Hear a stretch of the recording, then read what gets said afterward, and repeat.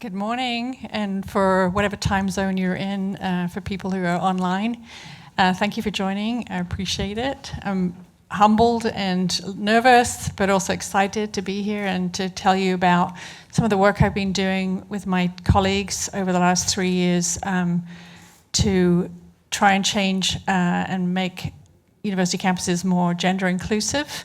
I'm talking about for people who are, let me just change my, how do I do this?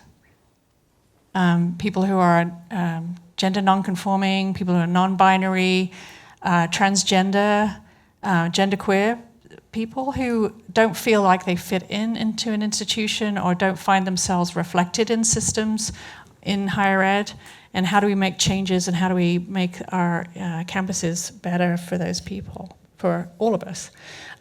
My lived name is Bernie, my legal name is Bernadette, and my pronouns are she and her. So what are we designing for?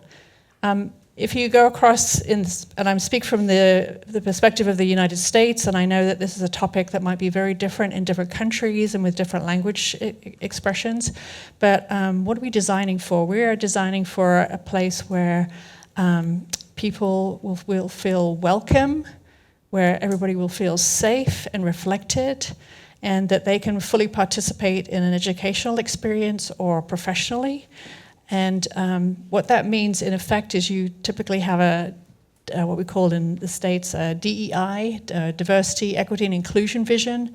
But how is that manifest, and what does that look like in reality on campus for the students, for the faculty, and for the staff? So, for example, we have a student, Vivi. This student is transgender, and when Vivi was born, she was assigned a sex of male and a name of Victor. So it's very difficult for Vivi to navigate campus when the application form says, what is your sex? And what is your name? And that doesn't reflect who you are and your identity. So what I will be talking about is how you need to implement these systems so that you can start including within the systems the lived name, the gender identity, pronouns, and optionally sexual orientation. I have mixed feelings about whether you want to include those kinds of data into the systems. So you want to create these structural parts of the campus to support the cultural parts of the campus. So to be inclusive, have an inclusive culture, you need to implement structural changes that reflect that and dismantle the binary of male-female to allow for everybody to feel seen and heard. Am I making sense? So Vivi goes across campus. She wants to be spoken to as Vivi, and she wants people to know that you can call her she, or you can call her they. These are some things that we have heard from students, from staff, from faculty when we've done our research. People feeling a little out of sorts, not feeling very comfortable, being continuously misgendered because the people around you don't understand your identity and make assumptions about your appearance, about your name, and we just make assumptions when we look at people, who they are and what they're about. So, and then another consideration is, what information do you have about me? When you start to add structural changes to the student information system, to the human resources system, suddenly I'm putting very personal information into a system that you didn't used to have. And how are you going to use the data? Where is it going to get shared? What is it for? Who sees it? Why? And so these are people who are very vulnerable, trying to understand if they're going to create a situation for themselves where they're even more vulnerable and at risk. And I can tell you a story about the university in Tennessee where the Attorney General for the state subpoenaed information about transgender medical records for the students on campus. So there's a lot of things that are happening that make people very nervous about this information, but at the same time, if you don't have the structural underpinnings in your infrastructure, then people cannot be seen, and we continue to perpetuate this binary system of gender. So a measure of success in implementing a gender-inclusive campus, or as far as the infrastructure, is that a student will have fewer misgendering situations in the classroom, for example. So they don't get called out as he when they identify as she. They don't get called out as she when they identify as they. And the way that that's going to happen is that data that they entered is going to end up on a roster, their name, their live name, and their pronouns. And in order for that to happen, there are things that need to happen for the classroom. The roster needs to be integrated with the student information system, the learning management system, if you remember that from your college days. The infrastructure needs to be there overall, and the campus itself needs to be ready for that. And then there are many externalities that also impact and influence how well this is going to work. So I'm not going to go in detail on this picture, but just know that there are a lot of things when you're thinking about designing for gender inclusivity that you've got to consider: data, reporting, and all these slides I think are going to go up on the Miro board. But people having access to gender inclusive bathrooms. It's so lovely here to see people, men and women, going into the same bathroom, and it's normal. Not, in the States there. Sometimes people trying to put rules up to stop transgender people using their gender-identified bathrooms, and it's just horrific. So there's a lot here, and you have to look at so many things on so many levels in order to understand the situation, to design for it. And picking up on the keynote this morning, just being humbled in and thinking about doing no harm when you're doing extensive research with people who are very vulnerable. And so why is this important? Why should a university, why should an organization, a company, why should anybody care about this? So a study last year, I'm not sure if you're familiar with the Pew Research Center, but they did a study last year, and they found 5% of young people under 30, identified as genderqueer, transgender, non-binary. That's a lot of people. One university we worked with, they had 7% of their incoming undergrads identified as gender non-conforming. So there's a significant number of people there, and I think if there's safety and trust and a feeling of belonging, then there are people who are much older who have been living in a very guarded way for many years that cannot fully express themselves depending on their situation. And this is a vulnerable group because you're potentially have not had the family support in their journeys to find themselves. And the suicide rates are horrendous. The Trevor Project, I have to look at the number, but the people who are genderqueer, non-binary, and transgender in 2022, between 48 and 59% had considered suicide, and between 12 and 22% had actually attempted it, which is horrendous. So mental health, this is a population on campus. These are people teaching, people supporting staff, students in class. They need to have an experience that is good for them. So how do you do this? How do you create the structures? So this is a reflection of, there are different kinds of ways to do this. Sometimes you have a mandate. I'm working with a client right now that there's a mandate to implement gendered data into systems and turn up pronouns, turn up live name, turn up gender identity. And there, the direction has been set, but you also have to consider how are the community impacted? What are they going to do with this change, and what's it going to mean for them? Ideally, you want to work from left to right and understand from a human perspective, what are the needs? What would this structural change, would seeing your gender identities options reflected in campus systems help you? What would make a difference for you? So this represents probably about a 1-year project that had many iterations before it, where people on campus who are advocating for change. We need to see structural change. We need to dismantle a non-binary. And there are many people on campus who have different parts of the pie, different ideas around how this works. If you're looking at data, or if you're in housing, or you're someone who's offering services on campus, there are many people that need to contribute to this story.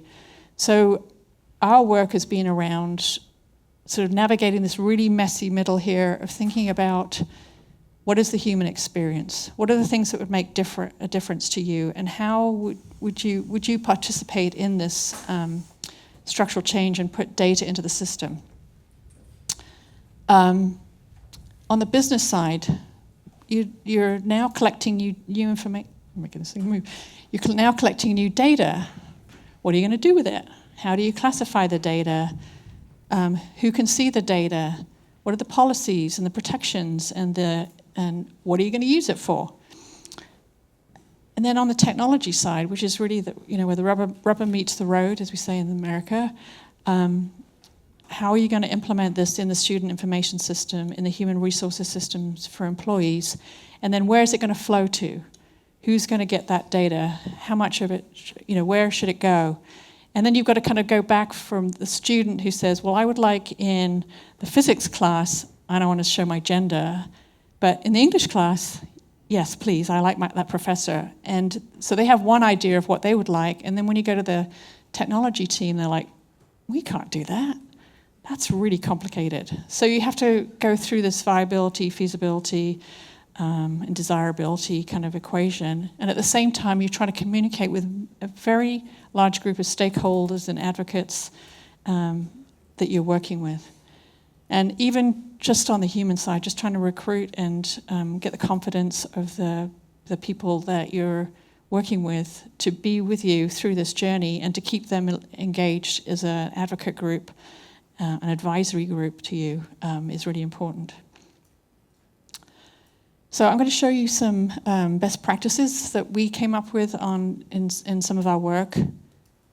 One of the things we were charged with was to come up with what is the question that you're going to ask and what options are you going to offer from a data question. So we came up with this idea around having something that's scannable and easy for people to understand, and for a faculty member looking at a roster that they can quickly see and understand how to use this. And also observing in a time of Zoom how people were dropping in America we will do he, him, his, she, her, hers, they, them, theirs. People were dropping that last piece, so why put this big long set of pronouns on the end, which was so shorter pronoun sets. And then we were also seeing on Zoom and in our research that people were putting an or between, saying he, they, she, he, different options. So we wanted to give the opportunity for people to sort of put something on a roster that made sense. And the or, for a faculty member, was a bit easier to scan, so they could quickly see, oh, that's different from this, I need to pay attention. And then the or also signaled to the faculty member, oh, it's okay for me to use one or the other. And they could breathe in a little, they could scan it and they could take a breath. And we'll talk a bit more about faculty in a minute, because they're another part of the equation. We have to not only serve the people that are not being reflected in systems, but we also need to understand the faculty member experience. And lastly, some people don't want to share, or they're they're not really ready to participate.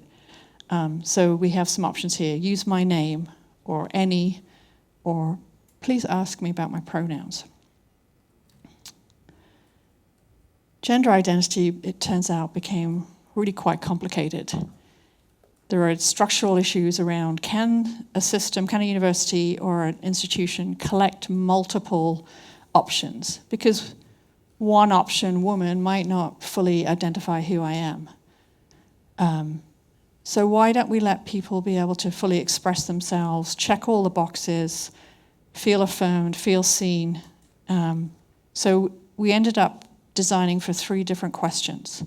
So first, fully identify yourself, check everything that applies. You can go back and do this again, update as you're on your journey. but also recognize that some systems on campus, if I'm sending this to the housing system, or I want to make sure that the medical system knows about my gender identity, that we have a single box selection. And then third, most importantly, the transgender question is really, really, really sensitive. So if I tell you I'm non-binary, which someone who's non-binary can also be consider themselves transgender, it's a lot less risky for me to say I'm non-binary than to say I'm transgender, especially in the political and cultural wars that are happening in the United States. So when we ask people, what options should we offer to you? And they said, well, nobody needs to know I'm transgender. Okay, but what about if the institution would like to be able to have a dashboard that says X percentage of our students, employees, and staff are transgender? Oh, yes, then I would like to contribute to that. I want to be reflected on the campus. So for that reason, we have a third question, which has said, do you consider yourself transgender?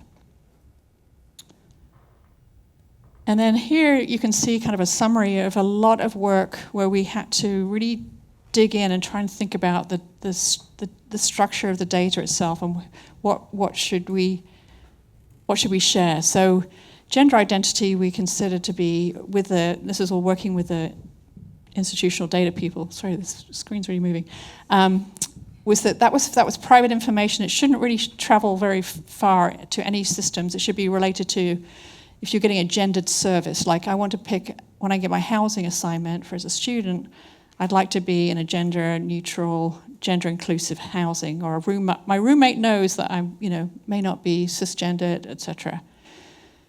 Transgender status should be just confidential, aggregate reporting, only for dashboards, and potentially for equity analysis. So if you want to understand why this person never gets promoted, or there's some other challenges happening for people on campus, so make that aggregate. Sexual orientation, same thing. And if you don't have a business case for collecting this data, just don't collect it, especially that. Legal name and live name. Legal name now becomes something private. Now, people might be still living with a legal name might be their live name, but the legal name field should not be accessible unless you're doing taxes, payroll, student loans, where the rest of the world is still working in a legal document basis. And then lastly, live name and pronoun should be as available as possible on campus at the discretion of the individual. And faculty readiness. So this is really, really important. Faculty are, whereas a student or an employee can opt in to select whether they want to share their gender identity, to share their pronouns, faculty, on the other hand, are now being expected to have an inclusive classroom and to know the pronouns of their students and to use them appropriately. So if you understand faculty, they like to know that they're the people in charge. There's a power structure in the room, right? So they want to be in charge. So they need to feel confident that they understand what does this mean, and how do I use this, and then also how do I recover if I use the wrong pronoun with someone. So we spent a lot of time with some surveys and also some one-on-one interviews with faculty to try and understand what their fears are, and to create some context and FAQs and information for those faculty members so that they could have some resources and understand how to work with pronouns in the classroom in a non-threatening way and an easy way. So some outcomes and takeaways. This slide represents a touch point. We've done testing and we've put the pronouns in place. And now we're finding that the student has got lots of questions in their mind. So in this one moment in time, there's a lot of fear. There's a risk-reward decision being made. Like, will my parents find out? I'm just getting to university. I'm a freshman. I haven't had a whole lot of support at home. Will my parents find out? There's a feeling of burden about using a just being they. the fear that even though I've put this in there, will that faculty member that keeps misgendering me, will they keep misgendering me? And where are they going to show up? Where are these pronouns going to show? And is it safe, and am I safe? And if nobody participates, right, then this is really just you creating a structural change that is not being adopted. So this is a really critical thing to be thinking about how this is going to be launched, the change management, and that it's not about technology change, it's not about turning something up, it's about a human experience in this context. And then there are three design things I want you to think about. One of the big things that we took away from this project was that we were there to help design the structural changes, to put pronouns, gender identity, lived name into practice, into the systems.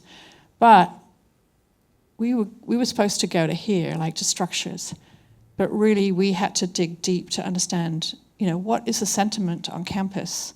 Who are the detractors? Who are the people that might be taking away from this change? Culture is not monolithic. It's not monolithic within even different groups. So to try and understand to what degree can we anticipate what the reception is going to be of a change like this on campus, and also to be aware of the culture, the larger culture, the externalities, what the rest of the world is dealing with, what you're hearing in the news, how safe your community feels, and what you want to do. So culture is a really important place that you need to be designing for, but you may not be assigned to do that, right? But you need to be digging down deep into this area. Thinking about risks, thinking about outcomes, thinking about your different stakeholders and where their mindsets are, their mental models and mindsets.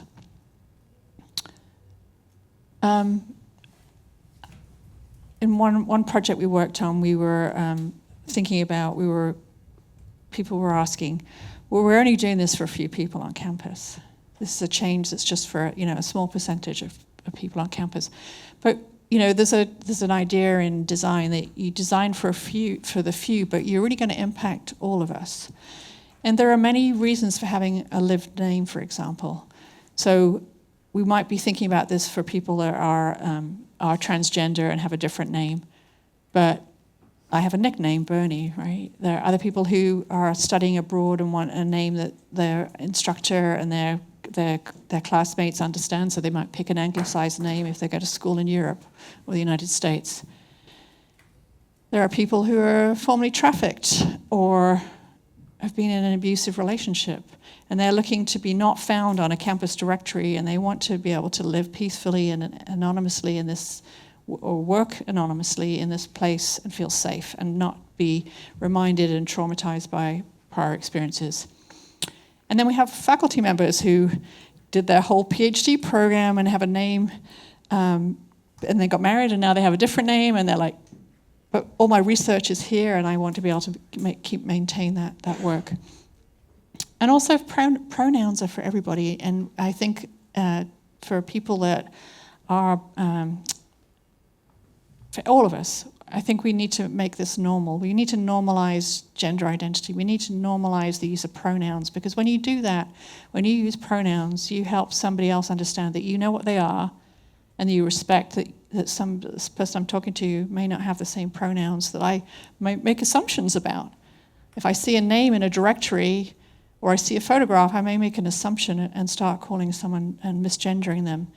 And when you misgender someone, it's not just a microaggression. I'm not sure if you're familiar with that term, but it's a micro-invalidation. You're really telling them that who they are is not valid, which is really awful, especially for someone who's going through a transition and they're stepping into a world where life's been telling them they shouldn't be for all along. And I've been working for 4 decades in at this intersection of the human and technology and trying to figure out how to make changes in this place. Make it emotional. But I think the most important work you can do is when you're making a social impact, where your work is it's really political. And when someone can say, I can hear when I hear my pronouns, I feel seen and heard. I want to give a quick plug to my colleagues at Power of Design. My awesome colleagues, Daphne and Rachel and Mary Beth, for all their work on this wonderful work. And quick reference to some books that I think are really good. There's a lovely book called Pronouns, which is a lovely picture book, but also describes how to they, them. There's a book from a Stanford author on design for belonging. That's ultimately what you're doing, is you're designing for belonging. And then a recent book I was using was systems thinking, to look at, how do you look beyond the service design tools to try and think about culture and change. And then next year, I wrote a chapter with my colleagues on designing for gender inclusivity that's going to be in a book that's coming out from Routledge, and it's called Transforming Higher Ed with Human-Centered Design. There'll be all kinds of examples in there. So if you're in higher ed, this will be a great book to collect. I think I'm done.